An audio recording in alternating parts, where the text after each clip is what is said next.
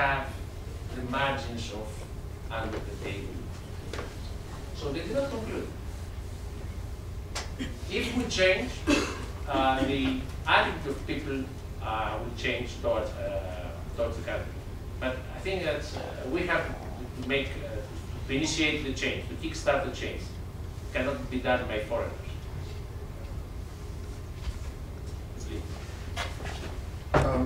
I have to introduce myself. I'm the Consul General of Portugal, so before I say what I have to say, I've got to announce that. And because you did mention my country, and the fact that the government in Portugal is trying very hard to keep the International Monetary Fund and the European Central Bank away, because that, as you may know or may not know, would place the country in a very, very tight straitjacket. The Portuguese government has already carried out some very strict measures to try and bring in the to try and get the budget deficit towards the 3% objective that was mentioned. And the reason I'm saying this is because we do have similar problems as Greece, unfortunately, that are problems that are common to us, and other problems that are a little bit unique. So we've been trying very, very hard because as Greece is experiencing the imposition of the International Monetary Fund is not easy, and we're trying very hard to keep them away.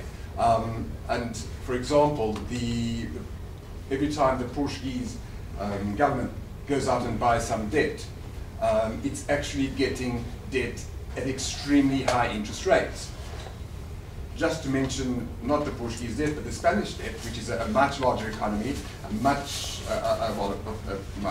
well-organized economy in a strong country, and they having to buy their debt at a higher interest rate than a country like Bolivia, with all due respect to Bolivia. That gives you an idea of what the markets are doing out there. So I've got my own opinions on that.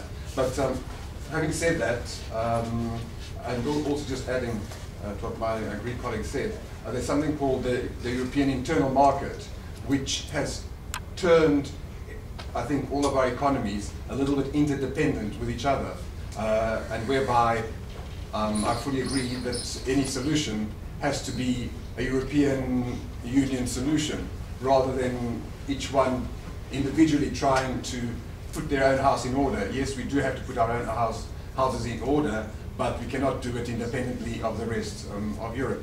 But sorry, having all said all that, my question to you is how do you feel, or how does Greece feel about the Angela Merkel Sarkozy proposal towards having a more centralized kind of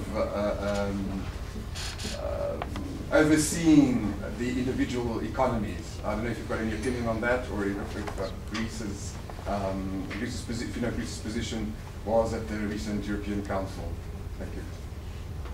Well, the government position on that is that we welcome the idea, especially the chapter of the idea that refers to the Eurobond, that will be bond guaranteed by the all European Union members, and will allow countries in different positions to buy cheap debt, so to find cheap money, the necessary capital to kickstart their development, their growth.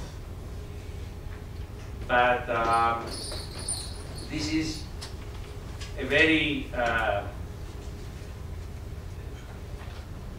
vague proposal in many of its critical details, and the public opinion is more divided, simply because so far they do not trust the attitude of the German government towards Greece, especially when among the German public opinion there is a real hatred for Greece, saying that people are thinking that the Greek debt is taking away from them rises in the salaries, etc., etc.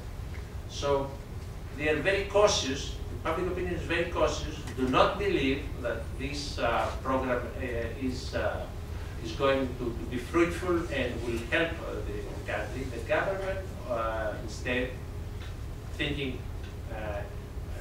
very realistically and in a very realistic way, and judging by internal information, they are in favor. But it's just a floating idea. On March 25th, when we will have the EU summit, then we will know whether the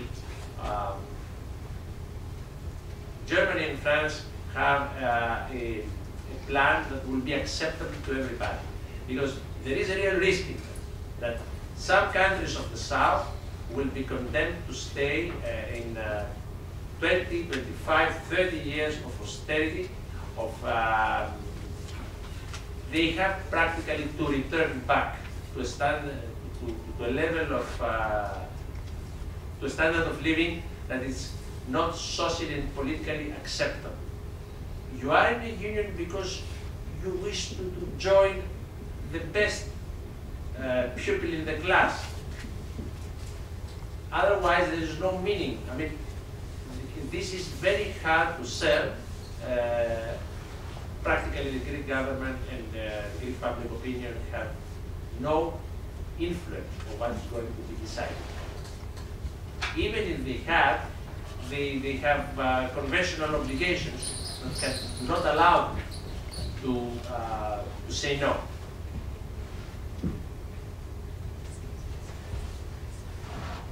But they are positive. They are positive. The broader idea. They are positive. The Prime Minister repeatedly stated. But we still need to see the detail, where the devil usually lies. The detail. Having said that, would you suggest that it's logical to expand further from the 27 European members maybe to 31, 32? From an economic point of view, that would make sense. From a political point of view, it's a matter of great discord within the European Union, because it's not enough. It's not like asking Argentina or Brazil to join, asking Turkey or even asking Russia to join. It's a matter of becoming roommates, taking decisions, have the European Parliament convene.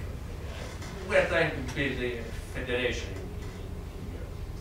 And it's a matter of political debate whether country Z or country X is suitable to become a roommate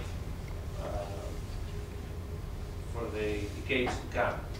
So it's a decision that is not exclusively shaped by economic considerations. From a strict economic point of view, yeah, bring Turkey in, why not? Huge market. There are many objections, not from Greece. There are, in the public opinion of Greece, of course, there are many, many objections. The government is not so much against it, but just try to sell this idea in Vienna or in France, saying that I'm proposing to bring 80 million of Muslims and have the majority of the biggest national delegation in the European Parliament of the country exclusively Muslim. Personally, I have nothing against Muslims here, like the rest of the people. It's not the opinion shared by the man in the street in Paris or in Vienna. They have their own misperception. They cannot be changed by the politicians right now. I don't think the politicians try to change them. But even if they wish, they could not. So it's like finding economic assistance from an extraterrestrial. That would be more easier than asking, for example, countries like Ukraine or Russia, even countries like Russia, join the European Union, because there are political issues. Sir, I have a small question to ask you. Is that, do you think the economy could go up if you reduce the military spending? Because according to my statistics, which I have done a small research, you spend around 4.3% of your total GDP on military spending, which is the second highest percentage in Europe. And I think, in terms of purchase, Greece ranked among third in the world in 2005. You purchase the highest military equipments. So do you think it's too much spending on military? Yeah, that's. I'm very much envious of the situation of Portugal because they do not have military needs and they need not to spend such huge amounts of money. Listen, there are two answers. First answer is that we have to maintain an able military forces. This does not necessarily mean that we have to buy all these we are buying, especially at the prices we are buying. We have a neighbor, Turkey, that repeatedly is infringing upon our space. Also, there were recently the Turkish press revealed, and the Turkish government, and the Turkish courts revealed a case where military were preparing a coup d'etat, and part of the coup was snatching off some islands from Greece plus some territory up to the north. And it was absolutely feasible. I spent my whole military service up in the north. It was the right plan. The right plan. So we have to spend in this sector not the amount of money we're spending. We are defending. We are not an aggressive state, so you can defend with a lesser cost. But if we were to slash our military spending, what would be the utility of Greece for Germany and France? What would be our utility? I mean, what we were going to buy? I mean, of course, we already have the higher percentage of Porsche Cayennes by inhabitant in Greece.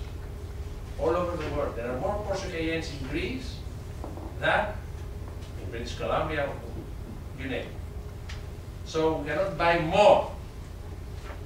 Military equipment, you don't have any option. A little crisis, little some shots in the frontiers, and the generals come and say, we need it.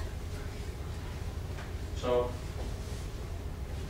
I'm sure that there are ways to buy what you need and have a very good army with something like 40% of what we're spending right now. But politically it's not wise, because otherwise our friends do not love us so much.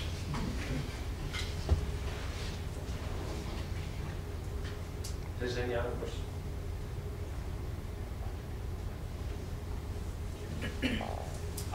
Well, in that case, I would like to say, thank you very much from all of us for this delightful, I think, provocative and very informative talk.